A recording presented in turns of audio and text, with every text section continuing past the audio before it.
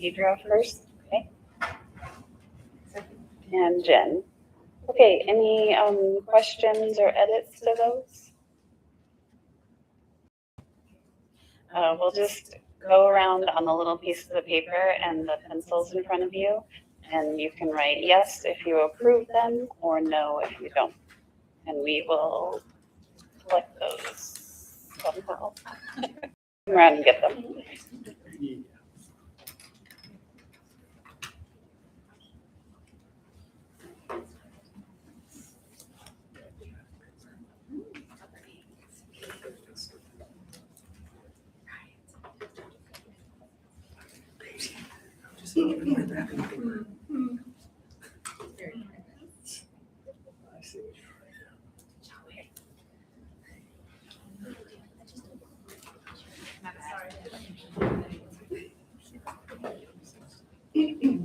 Okay.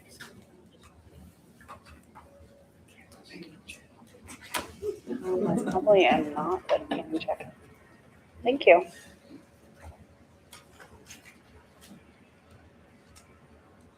I'm just counting the votes real quick.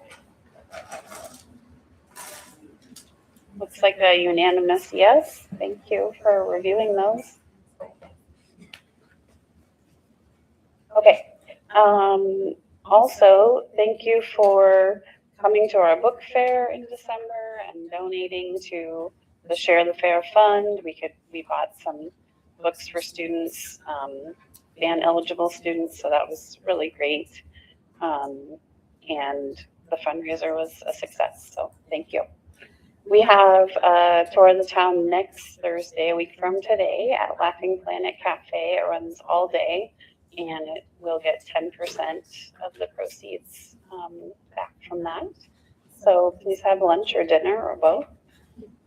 And then next week on Friday, there's a Barbie movie at Tower Theater, and they partnered with our school, so our logo's on there, and we had some initial access to the free tickets, but they're free. We'll have a little PTO booth with a raffle there, our table, and please dress up if you come. Or you can come and not dress up to you. And then the week after next, on Thursday, we have Lotteria and movie night that will be Spanish audio and English subtitles. We're going to show Dora. Can someone help me remember the whole title? Dora and the Lost something. It's the live action Dora movie that's most recent. And yeah, we'll play Lotteria in the media center. We'll have popcorn and waters for free, and we'll be selling candy. And students need adults with them at this event. Please and thank you. We're also looking for parents and families who are interested in calling Lotteria. So please let us know if you're interested or you know someone. And there will be prizes.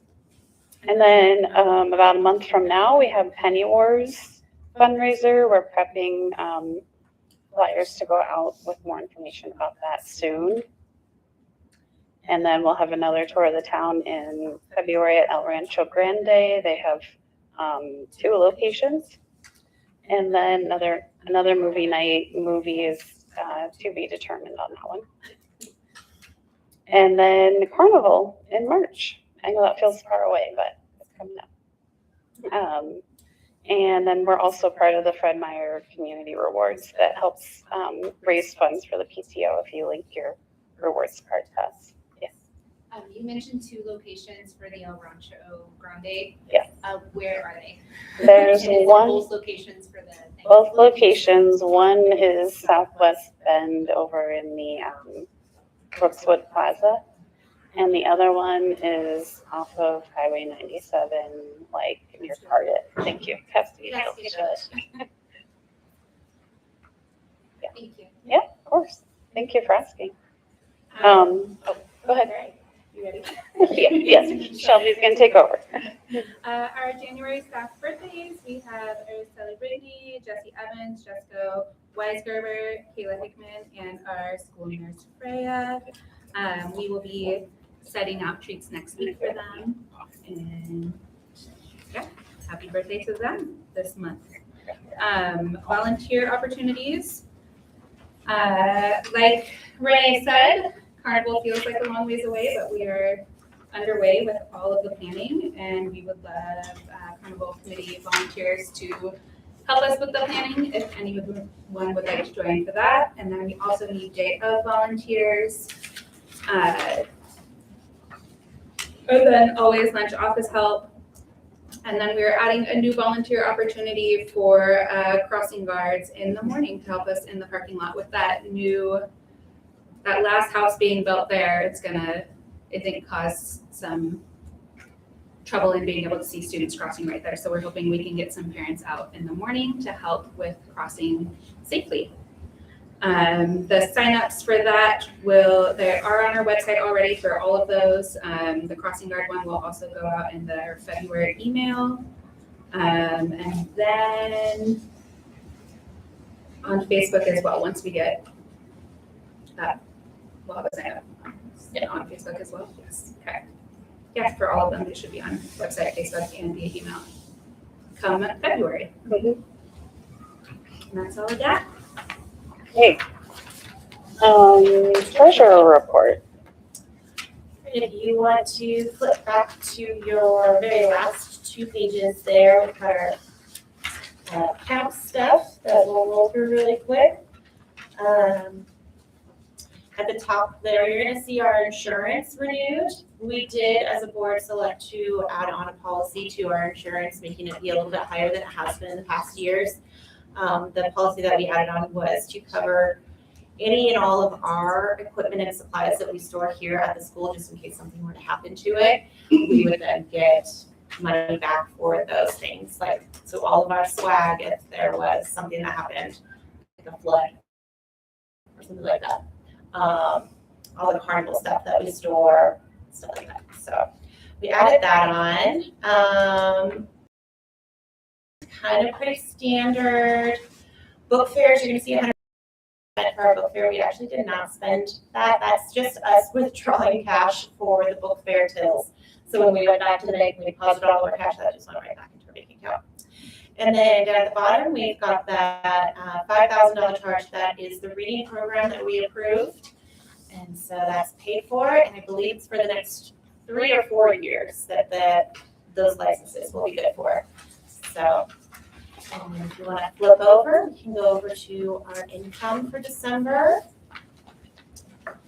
Not anything crazy there. We had our Cafe Yum tour of the town bring in $335, so that was great.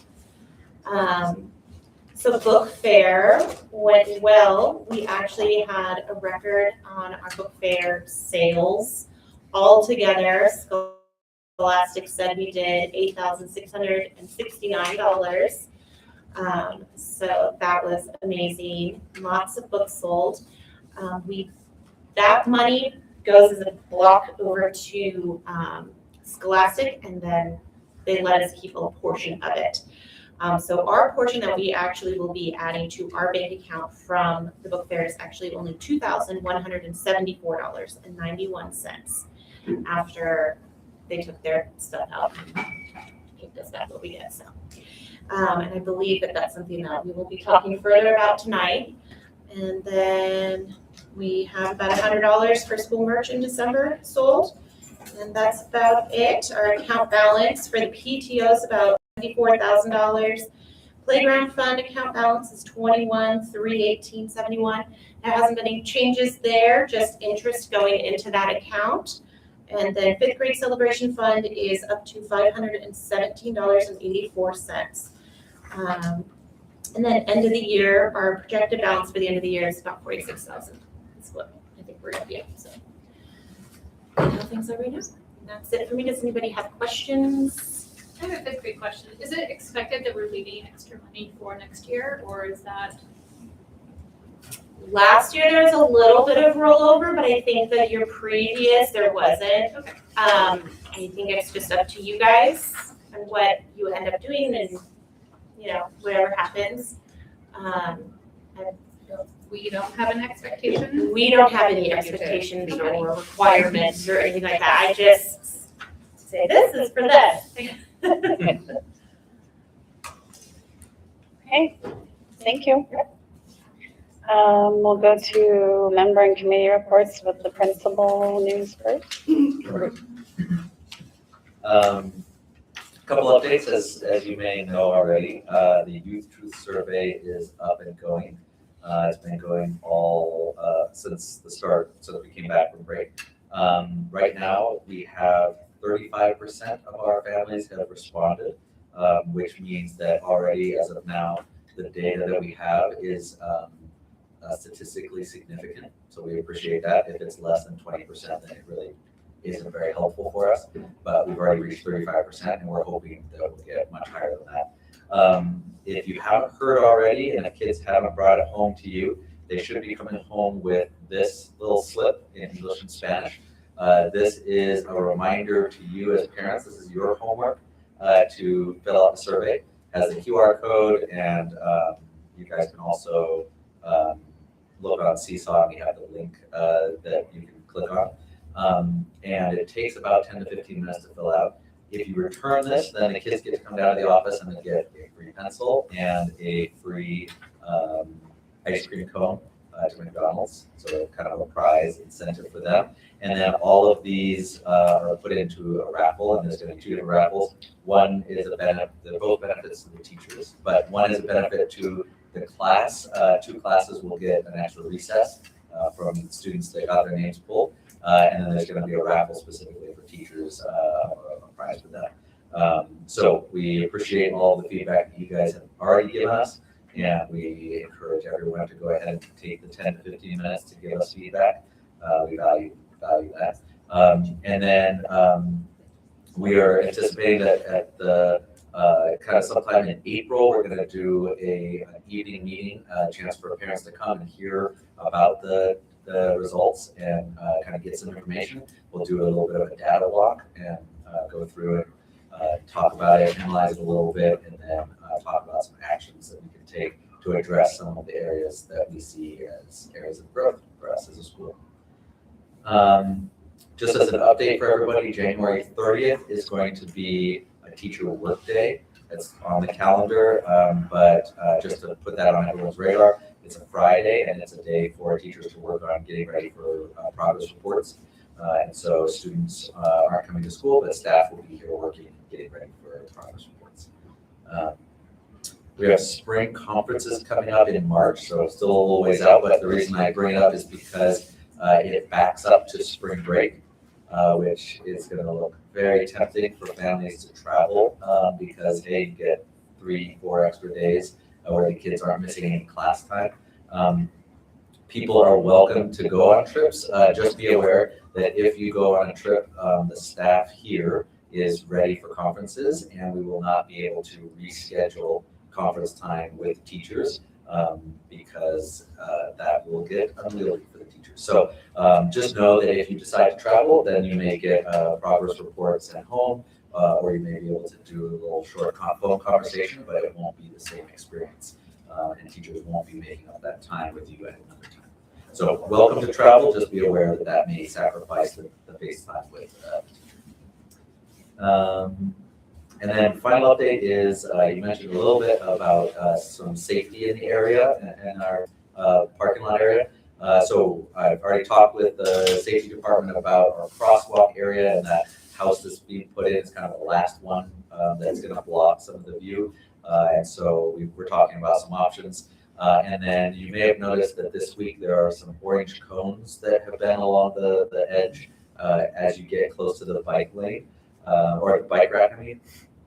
We are looking at putting a bike lane in that space, and so this has been a trial week to see, one, how much is it used, two, how does it impact traffic and traffic flow, and then three, those are the two things. Those are the two main things. And so far the results have been positive. We had an increase of people using the bike lane as the week has gone on. So Monday, we had probably 3 or 4 kids who went on it. Maybe a few more than that the next day. Tuesday, we had more. Wednesday, we had even more. I didn't hear how it was today. But I think as people have seen that, oh, there's a safe route to get to the bike rack, then people feel a little more comfortable going on that. Our next step is going to be looking and talking with facilities to see whether we can paint lines on that. Some of the feedback we've heard is, could we make that bike lane wider? Most likely not, just because we still have to get cars and eventually at times buses through that space, and so we need to keep it fairly narrow. But putting some lines on pavement, and then I'm probably anticipating that we will also keep some cones just to have the visual barrier as well. And those may be cones that we periodically have to replace if local neighborhood kids decide that that's a fun thing to play with and they disappear. So so just anticipate that that is continuing, and thank you for your help with that work as well. Any questions for me? Is there an option to put maybe like some more permanent cones, like I don't know what you call them, like little yellow cones, they have like a rubber base on it, that just like fasten them to the asphalt, like could we use something like that instead? That way you're not replacing them, someone says and stealing. Possibly, the barrier would cost. So like it's going to cost way more to do that than to replace a $5 cone every little while. Okay. But that's potential. Yeah. Okay. Any update on the stop sign? No update on stop sign. Yeah. And so far, the house is going up, but it'll still be a little while before the fence goes in, and that's really my concern is when that fence is installed. So I will reach back out and see if there's an update, but I haven't heard anything. Thanks. Our teacher rep, any updates or questions or anything? Thanks. I do not, unless Jesse, I didn't get any specific information about Jill's,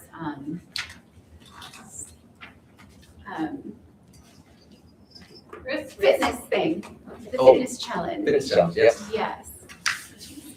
Yeah, so the Presidential Fitness Challenge is being brought back. And so Mrs. Johnson did a kind of a soft start for the students this year, and kind of told the students in class what to expect and what the requirements were. And then she shared with the students kind of the standard and the expectation.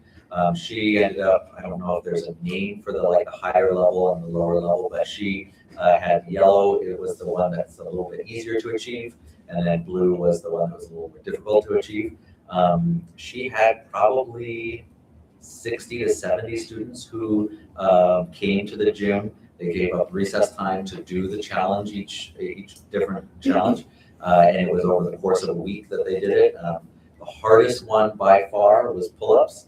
They had to be able to do one pull-up to get the lower level, and they had to be able to do 2 or more, I think, or 3 or more to get the higher level.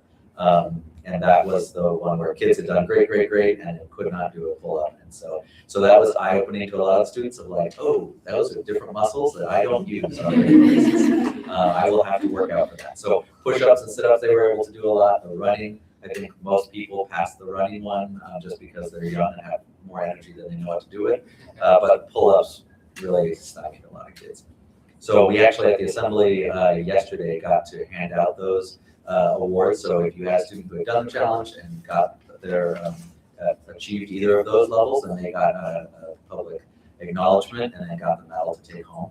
And she anticipates that she'll do that again in future years. Yeah. Thanks for doing the assembly. My own son who was participating every other day was maxing out on sit-ups every day at home. Nice. Just to make it. And Yes. so I think it's a good motivator for a lot of kids. Yeah. And it's nice for them to be recognized. Yep. My middle daughter asked for a pull-up bar for Christmas. Oh, And now the pull-up bar she can practice. Yeah, that was the one. She got one pull-up and wasn't able to get another, so she got the yellow one.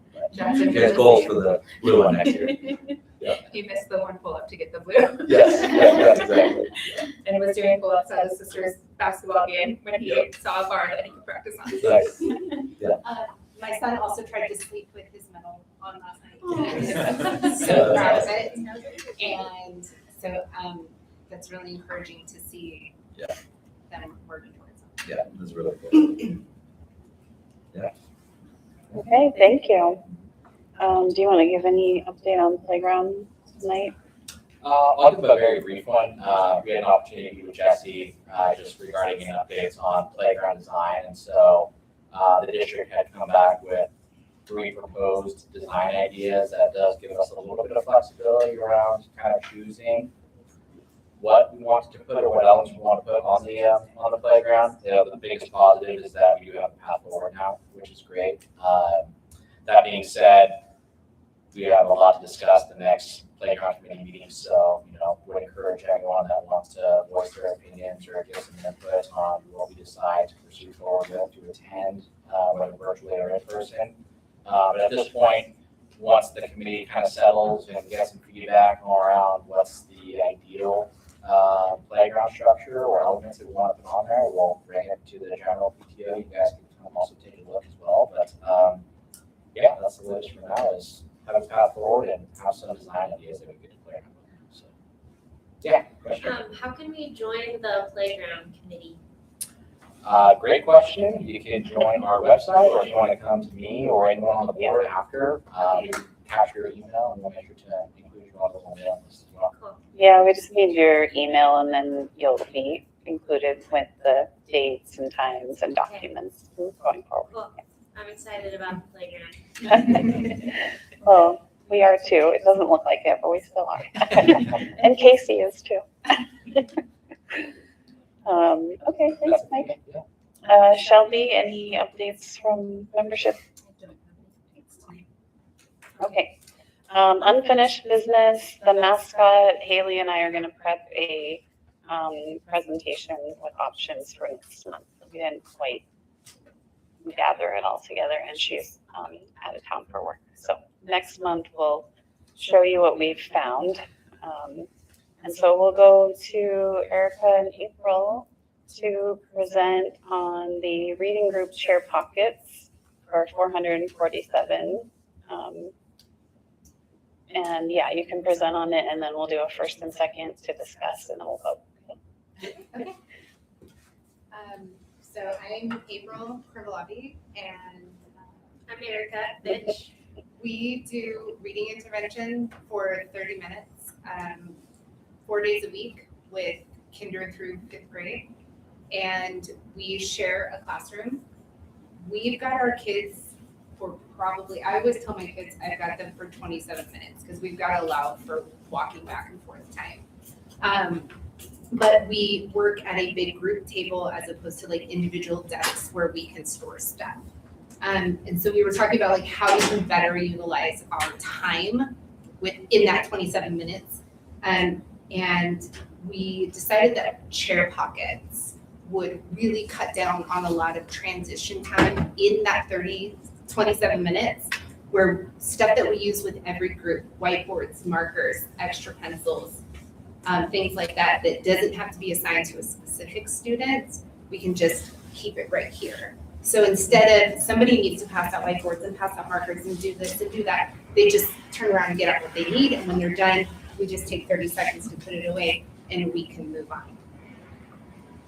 Erica bought some last year from the dollar store, and they are barely hanging in there. We've stapled them. We sewed them. They are really not hanging in there. So, And for good karma, I threw them in the trash today. so we talked to some of their teachers who use them here at school, and Steve Chavez down in kindergarten said he's had his since he's been teaching kindergarten for almost 5 years. He said they're 5 years old. Yeah, they're in fabulous condition. So for us, we were like, you know what, that would be probably a better use of better use of money to get something. Yes, it is more expensive, but it is going to last. And it's something that the extras that we don't use can go to other areas, or if our space changes or something else changes, those supplies can still be distributed to other areas of the school. So it's for us now, but it's not something that is consumable or is going to be used up in a year or two. So we picked out the ones from Lakeshore for my side of my classroom, Eric's side of the classroom, and then one of our DI reading interventionists also said, hey, I could really use that. That would really help me. So we're asking for 3 packs of 10 seat pockets. So they just like sit on the back, and then there's a big pocket. 2 pockets. There's 1 pocket or a pocket inside the pocket for each of us to have a set of 10. My max students I have right now are 8. So we can have a couple extras that can go to another classroom who might need them. And you would have 12, so you would take my extras. But that is our request. And just a couple more things I would add. We did do a lot of research on different types of chair pockets, and a lot of the Amazon ones that would definitely be cheaper had a lot of reviews that they broke within a month or weren't, usable the next year. And it just feels like if we went cheaper, we eventually may end up spending this amount with having to buy different, better ones. And then one thing I thought about recently, I met with Kaylin Adams, our instructional district coach, and like the number one thing she really wants us doing with a lot of the students that we work with is dictation. And that is what holds the whiteboard, the marker that we do dictation with all day long. So that's like one of the most important things we're doing, and something we want to be able to do quickly and efficiently in the small amount of time that we have. So. And we cycle a lot of kids through our class. So we definitely, in one day, we see 6 groups of kids. So we definitely need something that is going to hold that to tiny kinder bodies to big 5th graders sitting in those seats. All right, thank you. What was the final cost? 447. 447. Thank you for doing the reading intervention. You're welcome. Thank you. Can I get a first and second, Elena and Mike? Okay. And then any other questions, discussion? I have those, and I've had them for 10 years in 1st grade. So, yeah, they're durable. But those are the best ones. Very efficient. Are you expecting your class size to grow at all? Like, are you asking for enough? So we do try to keep our groups under 10 for sure. If class sizes grow and the size of the grade grows, then that may make it hard. But I think at this point, that's enough. And if we grow by 1, it's fine for 2 kids to share 1 pocket. Yeah. I think. We only have so much space for chairs around a table too. So I have 12 kindergarteners, and that is like my max. I don't think I could fit any more chairs around the table that I have. So if I did have a couple more kids, I'd probably have to have them sit on the rug. And then they wouldn't really need a chair pocket. So They'd have a big how we one. are right now, and that may change, but And then just to add to that, the role of the intervention teachers is there, we intentionally keep those groups very small. The smaller it is, the more intense it is, because those students are getting more attention from the adult. And so our goal is to never grow past a certain amount. So if we were looking at needing larger groups, those larger groups would meet with somebody else in a different space.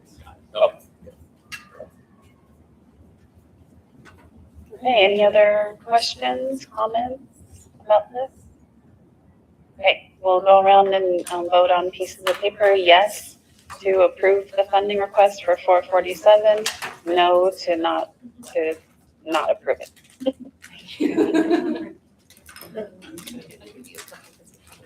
These out of the way. Use recycle.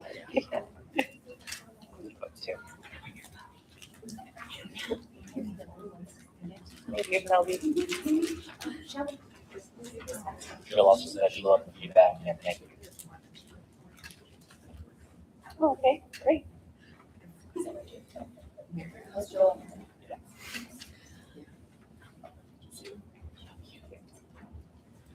I'm just counting, or looking at the votes.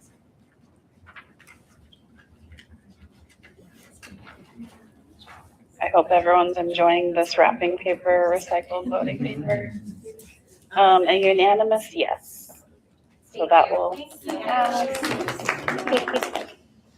And you can work with one of us to get those purchased. Okay, let's talk about the book fair funds from last month. Like Elena said, the total was 2,174, and I thought it was 90, but you said 91, so 91 cents.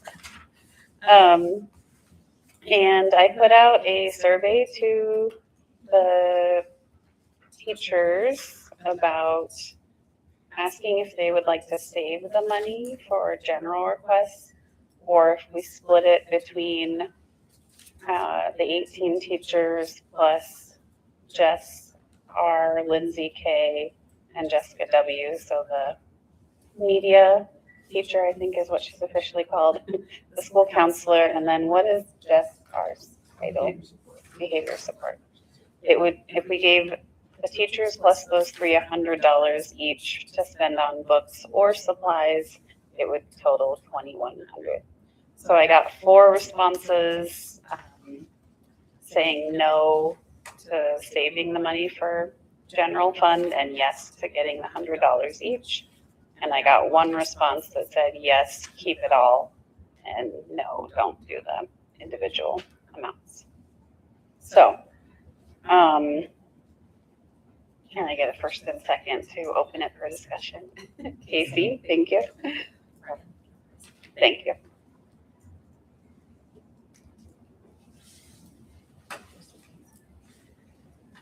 So just to clarify, the majority of teachers said they wanted the money just to them. Yes, that was, I only got 5 responses, but the majority of the 5 was yes, to get $100 of funds to spend on either books from their vendor of choice or classroom supplies. Any questions or comments or anything about it? Or should we just vote?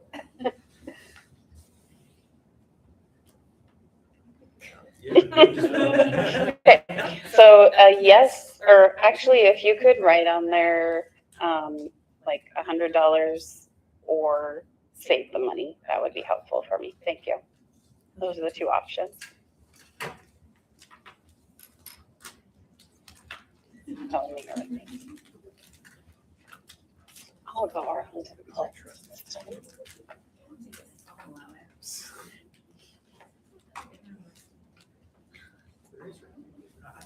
I know.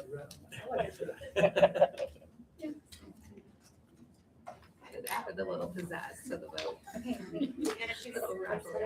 I know, I'm not wrapping it up yet. I'm not pressuring them.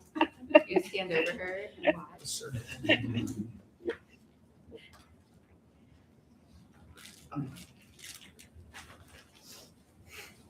I know this one's a little more exciting than the minutes approval. Okay.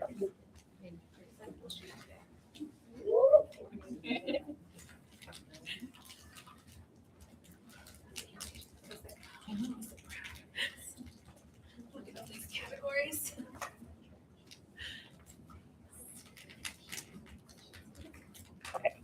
I think. Yeah. So dispersing the $100 is what won. We did get, it was a little bit split, but we'll work on doing that. Yeah, that was the majority. Okay. So we didn't get any new staff funding requests for this month. And then we're just going to open it up for other things, except I have 2 things to go over first. The board would like to donate all of the positive points that the 5th grade fund raises during Penny Wars to their fifth grade party. So that will likely total over $200. So we wanted to open that up for discussion tonight to see what you all thought. Can I get a first and second? Thank you. Thanks, guys. I was just saying, just for context, the one thing that we kind of noticed was fifth grade participation seems to kind of lean off for penny wars naturally. So we wanted to make sure to at least try and include the fifth grade or give them an opportunity and incentive to participate still. So that was kind of the context of the conversation of how do we encourage participation while also benefiting the fifth grade class. So. Yeah, that's actually fabulous. So can you say that one more time? So all the proceeds that they make? So all the positive points that the fifth grade earns, because in penny wars, other students can put negative points into the fifth grade jar. That whatever it totals at the end of the week, the end of the fundraiser, that would be donated to the party fund. The PTO will write a check to the fifth grade acceleration. And the rest of the funds would go into the PTO general account. That seems awesome.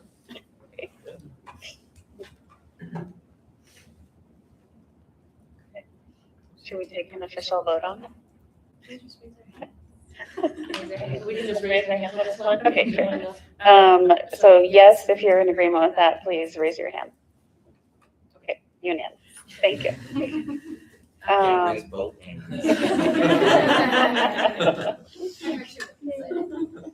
And the last announcement I have is that we will be looking for a new PTO board for next school year. And I know it's just January.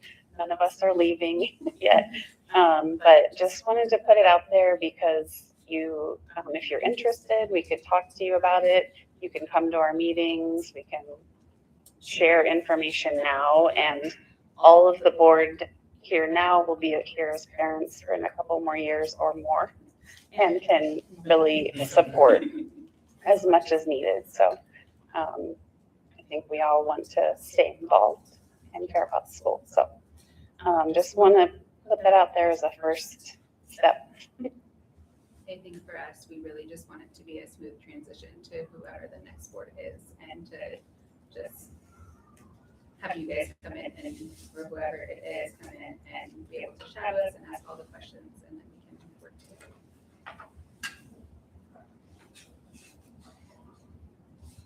Yeah, and I'm getting acquainted with Carnival games, so you can just put me on games for next year. I got it down, or I will, Jen and I.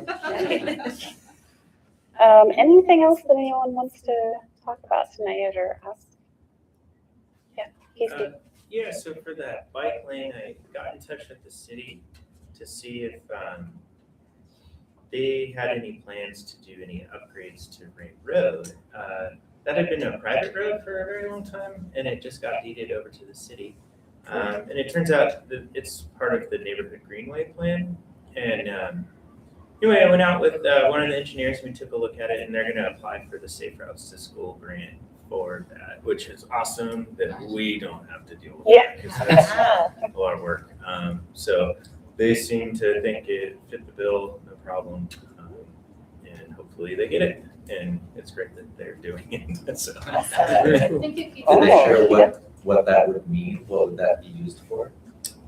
Yeah, that's a good question. I think that a lot of it's addressing the intersection over at the Paulina and Ray Road because those stop signs are only like 4 feet tall and it's not to code. And so I think they want to fix that intersection somehow and then potentially put in some bike lanes to school from there or all the way down Ray Road. So hard to say how far they would want to go, but and then I also asked if they could use any of those funds on the school campus to like redo that gate to allow for some bikes to go through, and they're looking into that right now, but I would think it would. So. Jesse, I'm sorry, Rita. Yeah. Thank you for doing that. Oh, yeah. You're probably aware, but that Paulina and Ray Road intersection, anytime we're walking down there, I always see somebody run the stop sign every single time. I wasn't aware of that, no. Okay, so it's really bad, and basically our entire neighborhood kids have been trained to just stop. Yeah. And wait. I've called Ben PD and they just said I need to keep calling, which no one has time for. Yeah. But it gets run every day. Okay. All times a day, anytime I'm walking that way, it gets run. Is that, so from our campus, that's that direction? Mm-hmm. Further away from the neighborhood along the street that It's- goes past the new construction? It's across the street from the new construction. Okay, I think I know where that intersection is. Okay, and that's the sign that they would raise up? Yeah, so that intersection seems to be the driving factor of why they would want to apply for that grant. Because when we were standing there, somebody ran the red light. I'm telling you every single day. Yeah. Every single day. I drive through that neighborhood to go to work, and that's, I agree, like, probably 80% of the time that I stop there in another car, they just roll right through. Which, to be honest, I don't know if it actually makes sense to have a stop sign there. It might just make sense to have a stop sign at Paulina and then or a stop sign, at Paulina, and then you exit when there's no one coming. Oh, sure. But there is one. And so, yeah, should be stopping. So I guess that might be a question that Casey could probably help, I don't know, help the conversation with, but. Yeah, they're certainly aware. Yeah, it is. It's got a lot more traffic now too. Yeah, that's good to know.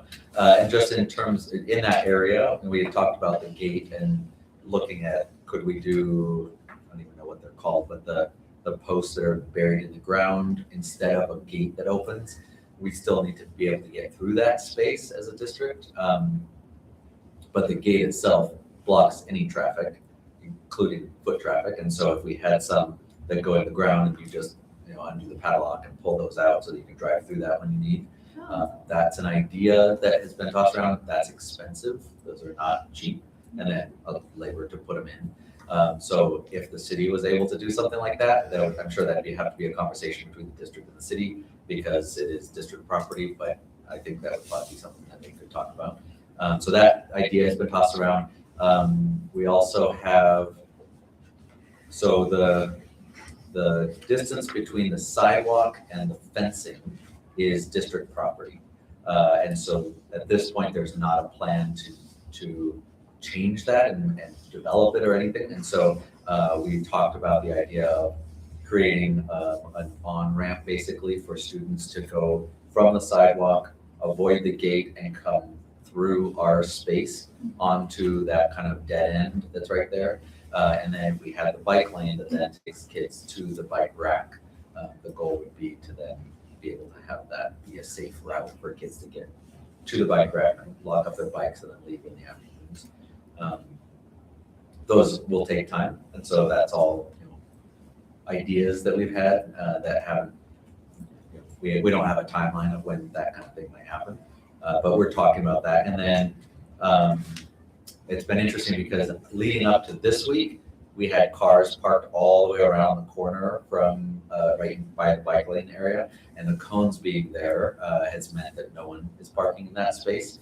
I'm afraid that if we just have lines on the ground, we will then have people parking over the top of the bike line. And so that would be the main reason that I'd be having cones out there, is just to remind families that, hey, this isn't a parking spot to wait for your kiddos. Yeah, it's just another kind of general update. I have a question for Casey. Yeah. Okay. Does the city seem like you're really on board and they're gonna do this, or do they need a few more phone calls from parents at the school? Oh, it wouldn't hurt. Yeah, okay. it would definitely not hurt. Okay. Because they have a handful of schools that they're applying for the grant for, but they seem to think that this one, I guess the Ray Road outdated infrastructure is a major issue, but I think the more people call, the more likely they'll push that one. Who do we call, Casey? I think there's a transportation, I just emailed them, there's like a, on their website, you can ask questions and then you just do the drop down for transportation. It's through the city event. Yeah, city event.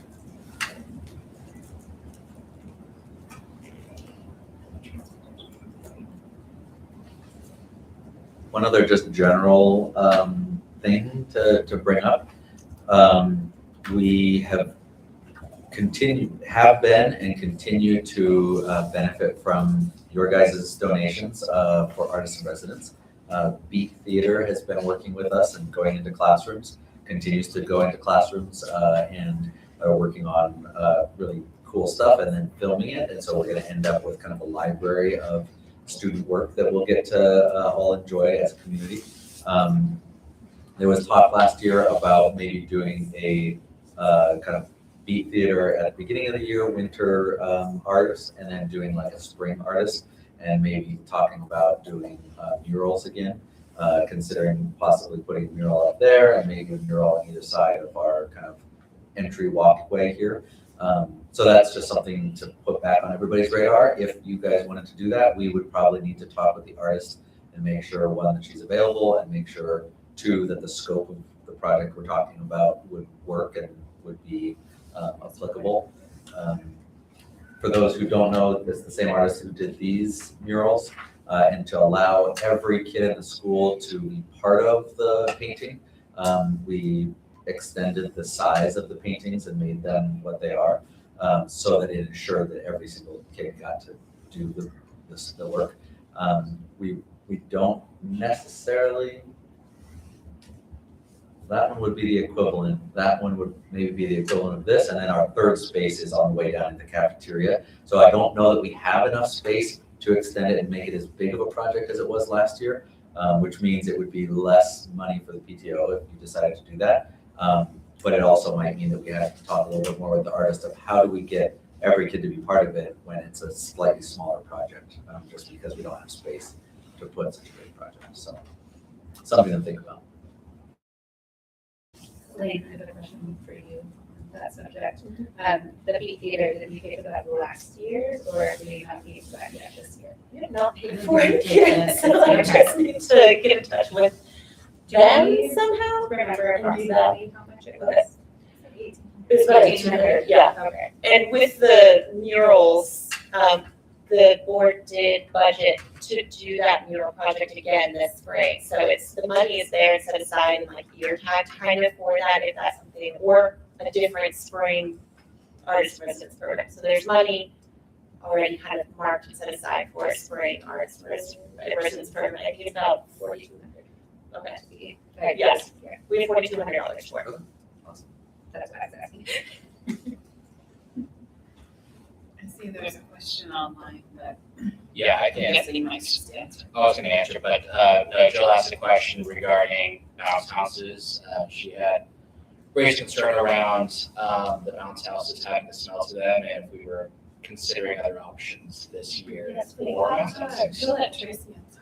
Tracy, The secretary. Yes. You do know that bounce houses previously have had odor. We are trying to work with a different company using bouncing off the walls to come, have them do bounce houses with the carnival and use their staff to man them so that we're not needing more volunteers. And they can just be entirely responsible for all of the setup, manning it, and cleanup of it. Which is exciting, I think. Those are really obnoxious to be in charge of. Yeah. So to have somebody else, that's their job. Thank you. It would be, I didn't know bouncing off the walls was still a thing. They only do rent, like inflatable rentals now. There used to be like a warehouse you could go, yeah.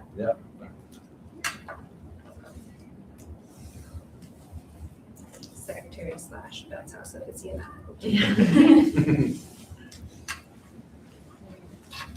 I found the phone number if you all want to call. Yes. It's 541-323-8528.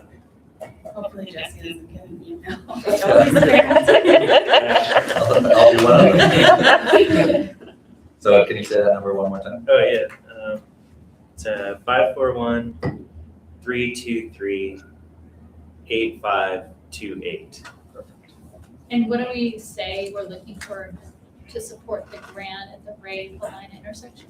Just, I suppose so. This is the City of Bend Engineering Office. And I've been working with a guy named Brad Tower. But yeah, you could just say that you're in support of the Ray Road improvements. Thanks, Casey. Yeah. Deidre, I feel like for you, you can speak both as a neighbor in that neighborhood and a parent of the school. Oh, yeah, I'll be texting Yes. the whole neighborhood tonight. We're all fed up with it, so I just feel like excited that maybe something will happen. That's perfect. Yeah, there. The crosswalk coming into the school that crosses Murphy, like out there. The driveway. Like the one that goes like this, and then I've had some kids try to cross in front of me, like right at the entrance to the school. You're talking about parent volunteers with the crosswalks. Is that another place that we could have a parent volunteer? I think if we can get multiple. We can get the volunteers. Yeah. Yeah. Okay. I'm right at Throw that out. the entry from Murphy into our. Yeah. I just feel like that's a big one too, just because the cars are going faster, people aren't, there's both ways.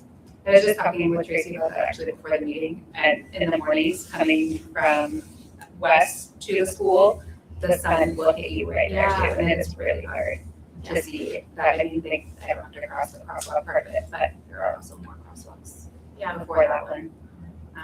But yeah, I think that it's, I mean, when this school was first built, it was in the middle of a field.